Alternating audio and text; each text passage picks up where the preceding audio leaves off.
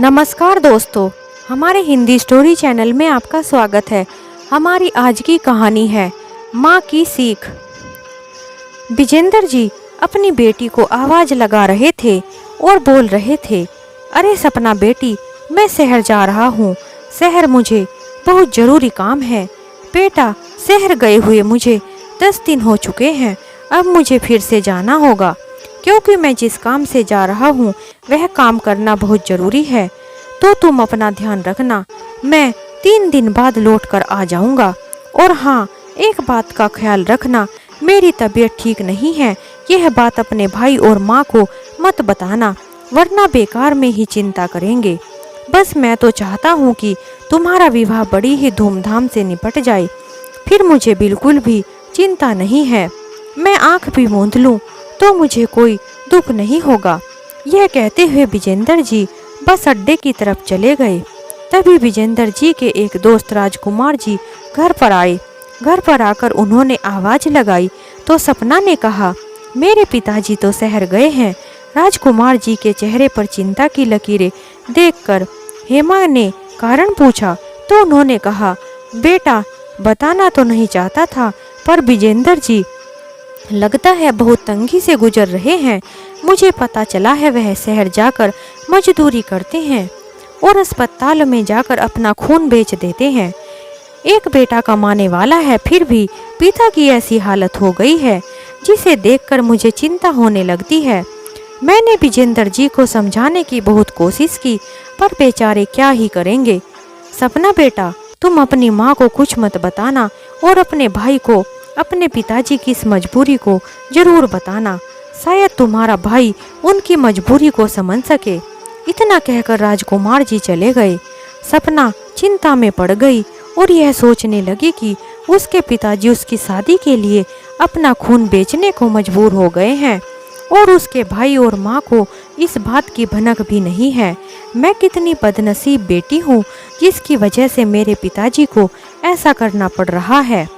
उधर सपना की भाभी उसकी माँ के साथ बहुत बुरा व्यवहार करती है। माँ जी, यह आपने किस तरह की सफाई की है? एक काम भी अच्छे से नहीं होता।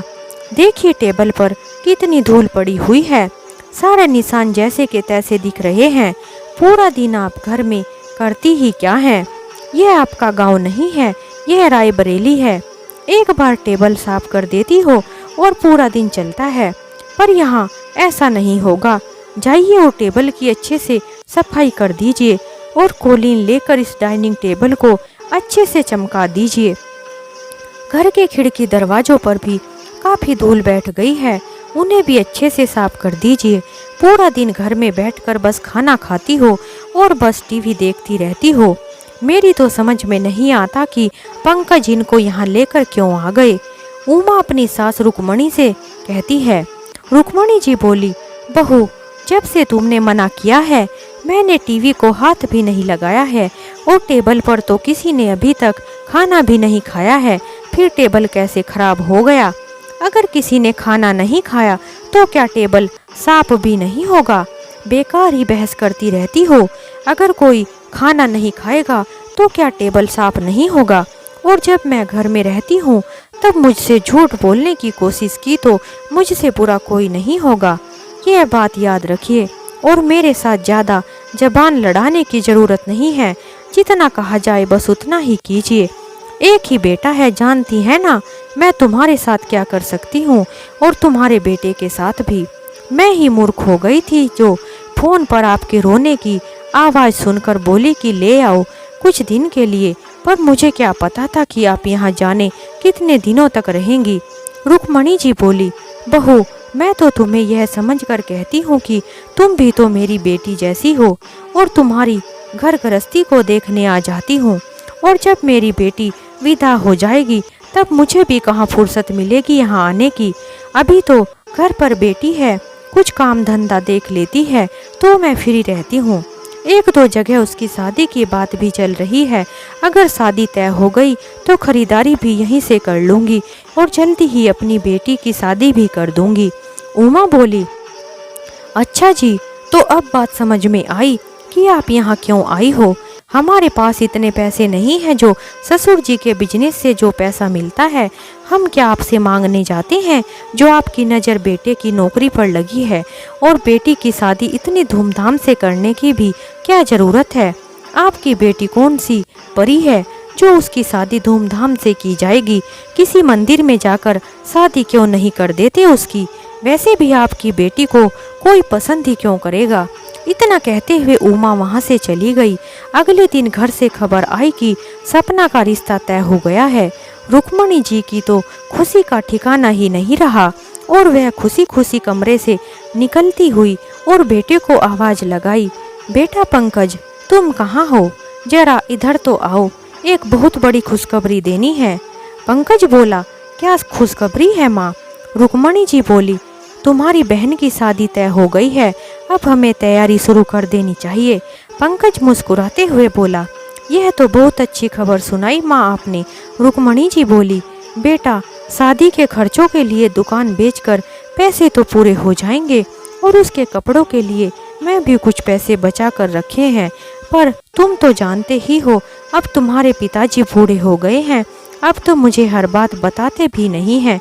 पता नहीं हर 10 दिन में क्यों शहर जाते हैं और न जाने क्या करते हैं। वहाँ जो कुछ पैसे लेकर आते हैं और उन्हें इकट्ठा करते हैं, लेकिन पता नहीं दिन प्रतिदिन उनका शरीर क्यों गिरता जा रहा है। फिर भी उन्होंने कहा है कि वह इंतजाम कर लेंगे। अगर तुम एक बार उनसे बात कर लो और सपना की शादी के लिए थोड़ी सी ज्वेलरी का इंतजाम भी कर लो तो हमारा बोझ हल्का हो जाएगा। पंकज बोला, हाँ हाँ क्यों नहीं, वैसे भी उमा को तो शादी में जो जेवर मिले थे वह तो पहनती भी नहीं है, उसी में से कुछ जेवर हम अपनी बहन को दे देंगे। अपने बेटे की बात सुनकर रुक्मणी जी को थोड़ी राहत मिली।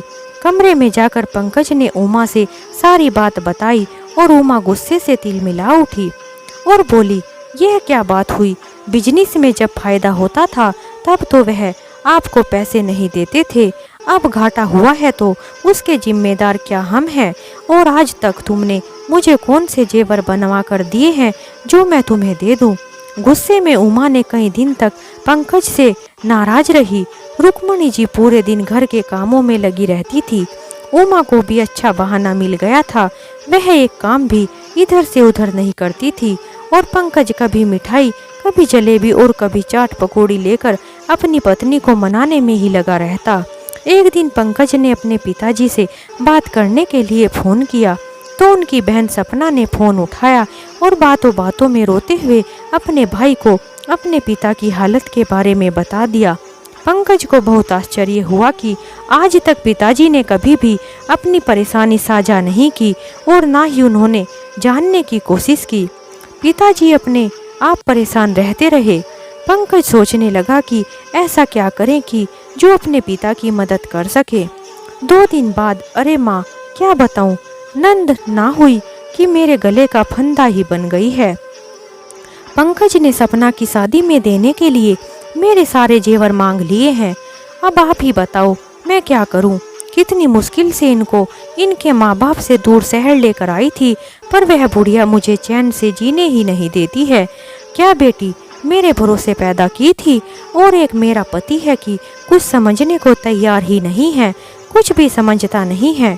उमा अपनी माँ को यह सभी बातें बता रही थी तो उमा की माँ बोली, बिल्कुल भी मत देना। अरे अगर बिजनेस में घाटा हुआ है और इन्हें इतना ज़्यादा नुकसान हो गया है तो फिर बेटी की शादी क्यों कर रहे हैं, घर पर क्यों नहीं बैठा कर रखते अपनी बेटी को। अरे इसमें तुम्हारा क्या दोष है, वह खुद इंतजाम क्यों नहीं करते, चाहे खुद को बेच दे या अपना खून बेचे। और तेरी सास के पास भी तो गहने हैं, वह क्यों अपने गहने नहीं देती है। उमा बोली, माँ मेरी सास तो अपने गहने पहले ही बिजनेस में लगा चुकी है और अब उनकी नज़र मेरे गहनों पर है। मैंने इनको बोला था कि मेरे जेवर तो बैंक में रखवा दो, पर इन्होंने मेरी एक नहीं सुनी, सारे जेवर घर पर ही रखे हैं और अब सबकी नज़र मेरे गहनों पर है। तो उमा की मम्मी बोली, तो क्या हुआ, लेकिन तुम बिल्कुल भी मत देना। नंद की शादी के लिए तुम अपने गहनों की बलि क्यों दोगी, तुम्हारे सास ससुर और दामाद जी अपने आप इंतजाम करेंगे। तुम उनकी बातों में मत आना। तुम्हारे पिताजी ने कितनी मेहनत और प्यार से तुम्हारे लिए वह सारे गहने खरीदे थे और उन गहनों पर तुम्हारे अलावा और किसी का हक नहीं है, समझी? मेरी बात ध्यान में रखना और बिल्कुल मत देना। उमा की भाभी अपनी सासू माँ को चाय देने अंदर आई तो नंद और सास की सारी बातें सुनी। बहुत सुलझी और समझदार थी वह।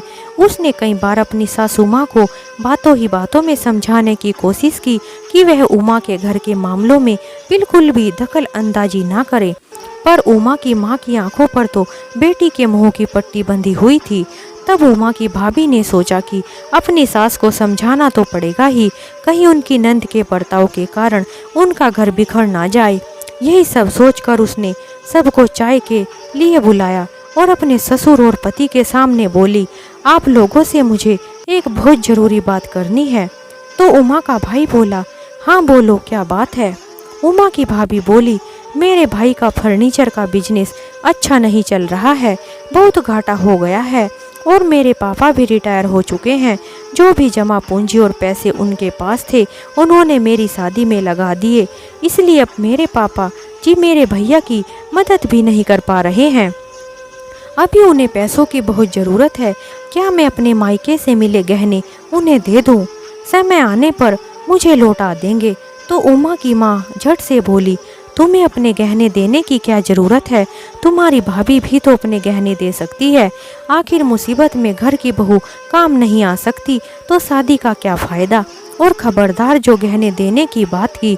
उमा की भाभी मुस्कुराकर बोली, माँ जी, जो बात आपको समझाना चाह रही थी वह आपने खुद ही कह दी। आज तो मैं अपने माता पिता द्वारा दिए गए जेवर से उनकी मदद नहीं कर पा रही हूँ। सोचिए, कल को जब हमारे घर में ऐसी ज़रूरत पड़ेगी तब यही बात अगर मेरे माँ बाप बोलेंगे तो आपको कैसा महसूस होगा? उमा की मम्मी सब समझ गई, पर वह एक कान से सुनती और दूसरे कान से निकाल देती। उमा की भाभी ने अपने सास ससुर और पति को उमा के घर की स्थिति के बारे में सब बताया। उमा के भाई ने अपनी माँ को समझाने की कोशिश की तो उसकी माँ बोली, हाँ मैं ही बुरी हूँ, तुम सब अच्छे हो, यह सब तुम्हारी बीवी का ही करा धरा है। अगर कुछ और शिकायत हो तो वह भी कह दो। उमा की माँ से उमा के पिताजी ने बोला, एक बात बताओ, आज अगर तुम पर कोई मुसीबत आ जाए तो तुम क्या करोगी? क्या पीछे हो जाओगी? क्या पति की मुसीबत से ज़्यादा जेवर प्यारे होंगे? सब समझाते रह गए पर उमा की माँ वहाँ से उठकर चली गई। उमा का भाई भी अपनी माँ को समझा समझा कर परेशान हो गया। पंकज अपनी माँ से कहने लगा, माँ, उमा अपने गहने देने को तैयार नहीं है। मैं ऐसा करता हूँ, बैंक से लोन ले लेता हूँ और जेवर बनवा देता हूँ। आप चिंता मत करो, जब तक मैं हूँ आप तीनों पर कोई मुसीबत नहीं आने दूंगा। रुक्मणी जी बोली, बेटा, उसको चुकता करने में बहुत समय लग जाएगा, फिर तुम्हारे भी तो इतने खर्चे हैं कि। तभी पंकज बोला, मैं सब कर दूंगा माँ, आप उन सब की चिंता मत करो। उमा ने सारी बातें सुन ली और अपने पति से बोली, मुझे तो 2 साल से एक पायल की जोड़ी भी सालगिरह पर नहीं दी और अपनी बहन के लिए जेवर बनवाने की सोच रहे हो। पंकज बोला, याद रखना, अगर तुम्हारे इस व्यवहार के कारण मेरी बहन की शादी टूटी या मेरे माता पिता को कुछ हुआ तो मैं तुम्हें कभी माफ़ नहीं करूँगा। अब तुम गहने नहीं दोगी तो मुझे तो यह सब करना ही पड़ेगा। अपने गहने अपने पास ही रखो। इतना सब बोल कर पंकज बैंक में चला गया। उमा तो गुस्से से तिल मिलाई और रुक्मणी जी के पास जाकर बोली, माँ जी, मैंने काम वाली को निकाल दिया है, अब झाड़ू पोछा बर्तन भी आपको ही करना पड़ेगा। रुक्मणी जी बोली, बहू कैसी बातें करती हो, मैं पहले ही इतने काम कर रही हूँ, अब सब मुझसे नहीं हो पाएगा। उमा बोली, कैसे नहीं होगा, और हमारे पास क्या पैसों का पेड़ लगा है? अरे आप पैसे नहीं बचाएंगे तो लोन कैसे चुकाएंगे? आपका क्या है, आपने तो बेटे के सामने मुंह खोल दिया। अब मेरा पति कर्ज लेगा तो बचत तो मुझे ही करनी होगी। उमा यह कहकर अंदर चली गई। रुक्मणी जी काम करते करते थक कर चूर हो गई थी। एक शाम उनके पति विजेंद्र जी ने फ़ोन किया तो रुक्मणी जी से पूछा, आपकी आवाज़ ऐसी थकी थकी सी क्यों लग रही है? तो रुक्मणी जी बोली, अब क्या बताऊं आपको, बहू को घर की लक्ष्मी कहते हैं, पर यहाँ तो हमारी बहू मुसीबत में साथ देने को तैयार नहीं है। पंकज दिन रात लगा हुआ है तो मुझे तो कुछ करना ही होगा। विजेंद्र जी सब समझ गए। वह बोले, रुक्मणी जी कोई ज़रूरत नहीं है सहने की, तुम वापस आ जाओ, मैं सब कुछ इंतजाम खुद ही कर लूँगा। हमारा जो चौराहे पर थोड़ी सी ज़मीन है उसे बेच दूँगा। रुक्मणी जी बोली, अगर ज़मीन भी बेच देंगे तो फिर हम खाएंगे क्या? विजेंद्र जी बोले, मुसीबत की घड़ी में बहू ऐसा हमारे साथ कैसे कर सकती है? हमने उसकी शादी में कोई कमी नहीं रखी, दान दहेज नहीं लिया, फिर भी उसने अपनी तरफ से उसे सब कुछ दिया है। तब रुक्मणी जी विजेंद्र जी से बोली, अब छोड़िए ना उन सब बातों को, हमने अपना फर्ज निभाया है। परिवार क्या होता है और उसके लिए क्या त्याग करना होता है, शायद उसकी माँ ने उसे सिखाया ही नहीं है। करीब 4 दिन बाद पंकज बहन के गहने बनवा कर ले आया। पंकज की माँ बहुत खुश हुई और बोली, बेटा अब मेरे जाने का टिकट भी करवा दो, वहाँ जाकर शादी का इंतजाम भी तो देखना है। एक दिन पंकज नहीं था और रुक्मणी जी स्नान करने गई थी तो उमा ने गहनों की अदला बदली कर दी। कुछ दिनों बाद रुक्मणी जी जब वापस जाने लगी तो उनकी बहू उमा ने अपनी सासू माँ को खुश होकर विदा किया। रुक्मणी जी को बहुत आश्चर्य हो रहा था अपनी बहू का ऐसा व्यवहार देखकर, पर वह सोचने लगी कि शायद बहू बदल गई है और वह चली गई। उनके जाने के बाद उमा ने अपनी माँ को सारी बात बताई तो उमा की माँ बोली, अरे वाह बेटा, तुमने तो कमाल कर दिया, अच्छा किया, उस पर तुम्हारा भी तो हक है, आखिर तुम्हारे ही पति ने तो यह सारे जेवर बनवाए हैं। जाने दो रुक्मणी जी को, जब उनकी बेटी को नकली जेवर चढ़ाए जाएंगे और ससुराल में उसकी बेइज्जती होगी तब समझ में आएगा उसको। इतना कहकर दोनों माँ बेटी हंसने लगी। रुक्मणी जी अपने पति विजेंद्र जी से बोली, जेवर घर में रखना सही नहीं होगा, क्यों ना इन्हें बैंक में रख दें। बैंक वालों ने गहने देखते ही बोला, आप तो इज्जतदार आदमी हैं, फिर आप हमारे साथ ऐसे धोखा कैसे कर सकते हैं? तो विजेंद्र जी ने बोला, कैसा धोखा? बैंक वाले बोले, यह गहने नकली हैं, देखिए। जैसे ही उसने गहनों पर नमक का पानी डाला, गहनों का रंग बदलने लगा। दोनों पति पत्नी यह देखकर हैरान हो गए। रुक्मणी जी ने तुरंत अपने बेटे को फोन लगाया और सारी बात बता दी। पंकज तो तुरंत ही समझ गया और बोला, माँ आप चिंता मत करो, आप तैयारी करो, मैं जेवर वक्त पर लेकर पहुँच जाऊँगा। पंकज ने अपनी माँ को ऐसा बोलकर फोन रखा और तुरंत घर के लिए रवाना हुआ। उमा को पता नहीं था कि पंकज आज घर आया है। उमा तो आईने के सामने खड़ी होकर उन सारे जेवरों को पहनकर बहुत इतरा रही थी। पंकज को देखते ही कहने लगी, आप कब आए? जल्दी जल्दी गहनों को छुपाने की कोशिश करने लगी। पंकज ने एक जोर का थप्पड़ उमा की गाल पर जड़ दिया और बोला, सवार थी औरत, लालची औरत, तुम्हें अपने सजने संवरने की पड़ी है, वहाँ मेरे माँ बाप की इज्जत की सबके सामने धज्जियाँ उड़ गई हैं और मेरी बहन की शादी टूट सकती थी। और तुम्हारे दिमाग में ये खुरापात आती कहाँ से है? उमा कुछ कहती तभी उसकी माँ का फोन आ गया। पंकज ने फोन को स्पीकर पर डाल दिया। उमा की माँ उधर से बोलती है, अरे बेटी, उन गहनों के साथ अपनी एक फोटो तो भेज, देखूं तो तू कैसी लगती है उन गहनों को पहनकर। और हाँ, ध्यान रखना यह बात दामाद जी को पता नहीं चलनी चाहिए। पंकज बोला, आप जैसी नालायक औरत मैंने अपनी जिंदगी में कभी नहीं देखी। अपनी बेटी की खुशी की पड़ी है और दूसरे की बेटी और माँ बाप की इज्जत भाड़ में जाए। अगर इतनी ही अपनी बेटी की चिंता है तो ले जाइए इसे अभी के अभी। इतना कहकर पंकज ने फोन रख दिया। अब तो उमा की माँ के पसीने छूट गए। पंकज ने सारे जेवर को इकट्ठा किया और एक बैग में रखकर अपने और उमा के कपड़े डाले और बोला, हम अभी के अभी घर जा रहे हैं। उमा बोली, नहीं, मैं वहाँ नहीं जाऊंगी, वहाँ पर मुझे बहुत गर्मी लगती है। पंकज ने कहा, चलती हो कि नहीं? परंतु उमा ने फिर मना कर दिया तो पंकज ने जोर का थप्पड़ उमा को जड़ दिया और बोला, जाएगा तो तुम्हारा भूत भी, जल्दी चलो। इतना कहते हुए पंकज उसे खींचते हुए गाड़ी में बैठा कर ले गया और घर को निकल गए। 4 घंटे बाद पंकज अपने घर पहुंचा और बैंक में जाकर हाथ जोड़कर माफ़ी मांगी और बोला, कुछ गलतफहमी हो गई थी, यह रहे असली जेवर और इन्हें संभाल कर रख दीजिए। पंकज उमा से बोला, क्या तुम अभी कुछ नहीं कहना चाहोगी? उमा बोली, अब कहने को बचा ही क्या है, सब कुछ लुटा दो अपनी सारी कमाई अपने घर वालों पर, मुझे क्या करना है। रुक्मणी जी उमा से बोली, बहू मुसीबत की घड़ी में तुम ऐसे कैसे कर सकती हो, यह घर तुम्हारा है, तुम्हें सबसे पहले इस घर की इज्जत के बारे में सोचना चाहिए, और तुमने ऐसा किया कि हमारी इज्जत ही उतारने की कोशिश की। अब उमा कुछ कहती उससे पहले ही रुक्मणी जी बोली, पंकज आज तक मैं चुप रही पर अब नहीं, बहू ने वहाँ घर की काम वाली को निकलवा दिया था, सारे घर का काम मुझे ही करवाती थी, यह कहकर कि अगर मैं नहीं करूँगी तो वह तुम्हें हम लोगों से दूर कर देगी। इस बार तो बहू ने हद पार कर दी। तभी उमा बोली, मेरे पति की कमाई पर बस मेरा ही अधिकार है, आप लोगों का कुछ नहीं, और आपकी बेटी का ठेका मैंने नहीं ले लिया है, उसकी शादी हो या ना हो मुझे कोई फर्क नहीं पड़ता, इतने जेवर देने की क्या जरूरत है, अगर वह इतनी बदसूरत दिखती है तो इसमें मेरी गलती नहीं है, और धूमधाम से शादी करने की इतनी भी क्या जरूरत है, कौन सी आपकी बेटी विशु सुंदरी है, किसी मंदिर में ले जाकर किसी भी लड़के से शादी करवा दो, पर नहीं, इन्हें तो राजकुमार ही चाहिए अपनी बेटी के लिए।